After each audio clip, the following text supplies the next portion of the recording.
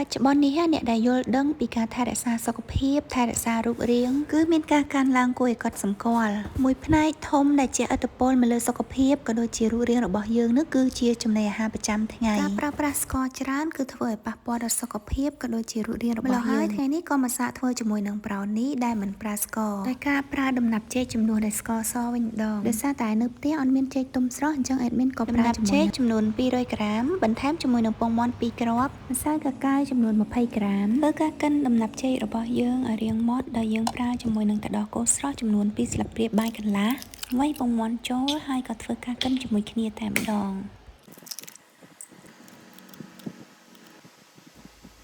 ដោយសារតែម្សៅកាកាវនឹងរាងដុំអញ្ចឹង admin ក៏ធ្វើការរែងវាបន្ទាប់មកគឺលាយចូលគ្នាឲ្យបានសព្វល្អ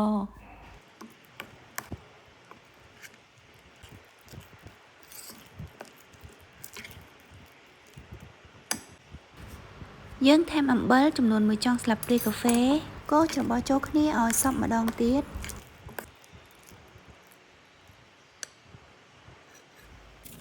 ចាក់ចូលចានដុតនំដែលប្រើក្រដាសទ្រាប់ពីក្រោម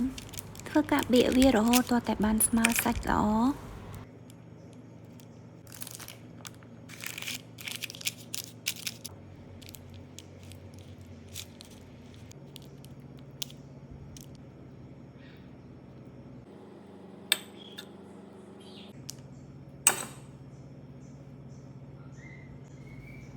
មុននឹងយកទៅដុតគឺយើងរោយជាមួយនឹងសូកូឡាពីលើបើសិនជាយើងមានឆូកូឡេតឈីបគឺអាចប្រើជាឆូកូឡេតឈីបបានយើងធ្វើការដុតកម្ដៅ180អង្សារយៈពេល20នាទី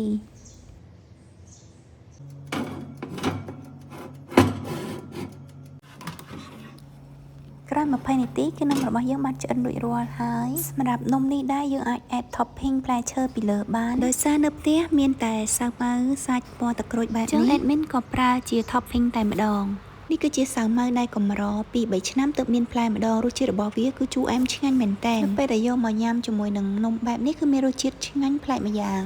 សម្រាប់រសជាតិនំរបស់យើងដែលប្រើជាមួយនឹងដំណាប់ចេកបែបនេះគឺមានរសជាតិផ្អែមឈ្ងុយទាំងក្លិនចេកនិងក្លិនសូកូឡាផងដែរហើយសម្រាប់រសជាតិនៅពេលដែលយើងញ៉ាំនៅចុងមាត់គឺមានរសជាតិជូរចេញពីចេកបន្តិចបន្តួចទោះបីជាយើងមិនបានប្រើជាមួយនឹងស្ករសក៏វាមានរសជាតិផ្អែមចេញពីចេកផងដែរអញ្ចឹងហើយក្នុងករណីដែលបងប្អូនតមជាតិស្ករឬក៏ខ្លាចឡើងគីឡូគឺអាចញ៉ាំចំនួនតិចតួចបានហើយអរគុណដែលបានតាមដានជួបអេមីននៅវីដេអូក្រោយទៀតជម្រាបលាបាយបាយ